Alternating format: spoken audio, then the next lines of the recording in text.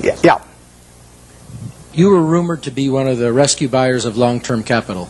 What was the play there? What did you see? Well, there's a story in the current Fortune magazine, one has Rupert Murdoch's picture on the cover, that tells the whole story of our involvement. It's kind of an interesting story because it's a long story, so I won't go into all the background of it, but I got the really serious call about long-term capital probably 4 weeks ago this Friday, whenever it was. It was my granddaughter. I got it in mid-afternoon, and my granddaughter was having her birthday party that evening, and then I was flying that night to Seattle to go on a 12-day trip with Gates to Alaska in a private train, all kinds of things where I was really out of communication. But I got this call on a Friday afternoon saying that things were really getting serious there. I'd had some other calls before that the article gets into a few weeks earlier. I know those people, most of them pretty well. A lot of them were at Solomon when I was there. And the place was imploding, and the Fed was sending people up that weekend. And so between that Friday and the following Wednesday, when the New York Fed, in effect, orchestrated a rescue effort, but without any federal money involved, I was quite active, but I was having this terrible time because we were sailing up through these canyons, which held no interest for me whatsoever, in Alaska. And the captain would say, if we just steer over here, we might see some bears and whales. And I said, steer where you get a good satellite connection, because I want. So it was. In fact, there's a picture, unfortunately, where I've got my Old Faithful is going off behind me, and I've got my back to it. I'm on the phone, which was the people in the group thought it was kind of funny the way I was working the phone. But we put in a bid on Wednesday morning. By then I was in Bozeman, Montana, and I talked to Bill McDonough, the head of the New York Fed, about 10 o'clock. They were having a meeting of the bankers at 10 o'clock that morning in New York, and I caught him. We actually delivered a message to him. He called me out there in Wyoming a little bit before 10 New York time, and we made a bid. It was because it was being done at a long distance and everything. It was really the outline of a bid, but in the end, it was a bid for $250 million, essentially for the net assets of. But we would have put in $3.75 billion on top of that, and it would have been $3 billion from Berkshire Hathaway, $700 million from AIG, and $300 million from Goldman Sachs. And we submitted that, but we put a very short time fuse on it, because when you're bidding on $100 billion worth of securities that are moving around, you don't want to leave a fixed price bid out there very long. Plus, we were worried about it getting shopped. In the end, the bankers made the deal, and. But it was an interesting period. The whole long-term capital management, and I hope most of you are familiar with it, but the whole story is really fascinating, because if you take John Meriwether and Eric Rosenfeld, Larry Hillenbrand, Greg Hawkins, Victor Agani, the two Nobel Prize winners, Merton and Scholes, if you take the 16 of them, they probably have as high an average IQ as any 16 people working together in one business in the country, including at Microsoft or wherever you want to name. So an incredible amount of intellect in that room. Now you combine that with the fact that those 16 had extensive experience in the field they were operating. I mean, this was not a bunch of guys who had made their money, selling men's clothing and then all of a sudden went into the securities business or anything. They'd had in aggregate, the 16 had probably had 350 or 400 years of experience doing exactly what they were doing.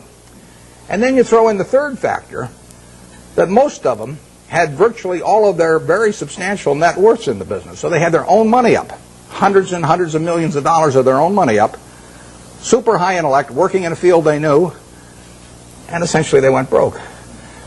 And that, to me, is absolutely fascinating. I mean, if I ever write a book, it's going to be called Why Smart People Do Dumb Things. My partner says it should be autobiographical, but this might be an interesting illustration. And these are perfectly decent guys. I respect them, and they helped me out when I had problems at Solomon, and so they're not bad people at all. But to make money they didn't have and didn't need, they risked what they did have and did need. And that's foolish. That is just plain foolish. It doesn't make any difference what your IQ is. If you risk something that is important to you for something that is unimportant to you, it just does not make any sense. I don't care whether the odds are 100 to 1 that you succeed or 1,000 to 1 that you succeed. If you hand me a gun with 1,000 chambers, 1,000,000 chambers in it, and there's a bullet in one chamber, and you said, put it up your temple, how much do you want to be paid to pull it once? I'm not going to pull it. You can name any sum you want, but it doesn't do anything for me on the upside, and I think the downside's fairly clear. So I'm not interested in that kind of a game, and yet people do it financially and without thinking about it very much. There was a great book. It wasn't a great book. It was a great title. There was a lousy book written once with a great title by Walter Gutman. The title was "You Only Have to Get Rich Once." Now, that seems pretty fundamental, doesn't it? What difference if you've got $100 million at the start of the year and you're going to make 10% if you're unleveraged and 20% if you're leveraged 99 times out of 100? What difference does it make at the end of the year whether you've got 110 million or 120 million? Makes no difference at all. I mean, if you die at the end of the year, the guy that writes up the story may make a typo and he may say 110 even if he had 120. So you've got nothing at all. It makes absolutely no difference. It makes no difference to your family. It makes no difference to anything. And yet the downside, particularly managing other people's money, is not only losing all your money, but it's disgrace and humiliation and facing friends whose money you've lost and everything. I just can't imagine an equation that makes sense for. And yet 16 guys with very high IQs who are very decent people entered into that game. And I think it's madness, and it's produced by an over-reliance to some extent on things.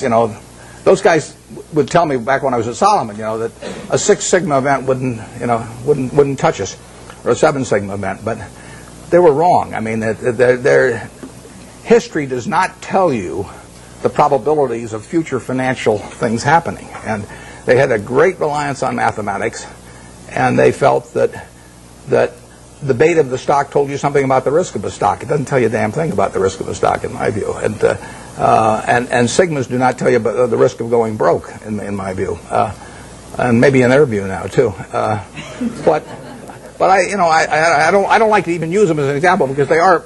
I mean, the same thing in a different way could happen to any of us probably, where we really have a blind spot about something that's crucial because we know a whole lot about something else. It's like Henry Kaufman said the other day. He said the people that are going broke in this situation are just of two types: the ones who knew nothing and the ones that knew everything. And it's sad in a way. I urge you, in anything, we never basically borrow money. I mean, we get float through our insurance business and to do things, but I never borrowed money. I never borrowed money when I had $10,000 basically, because what difference did it make? I was having fun as I went along, and it didn't make any difference whether I had $10,000 or $1 million or $10 million. Except if I had a medical emergency or something had come along like that. But I was going to do the same things when I had a lot of money as when I had very little money. If you think about the difference between me and you in terms of how we live, we wear the same clothes basically. SunTrust gives me mine, but you. So we wear the same clothes. We eat. We all have a chance to drink the juice of the gods here.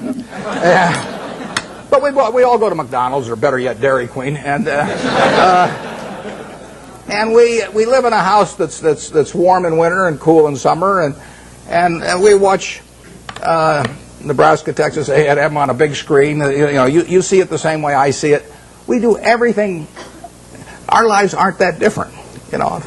You'll get decent medical care if something happens to you, and I'll get decent medical care. The only thing we do is we travel differently.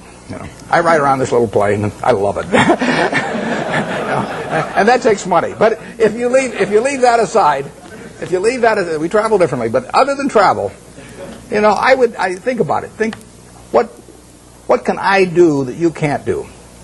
Now, I get to work in a job that I love, but I've always worked in a job I love. I loved it I loved it just as much when it was a big deal if I made $1,000. And I urge you to work in jobs you love. I mean, I think you're out of your mind if you keep taking jobs that you don't like because you think it'll look good on your resume.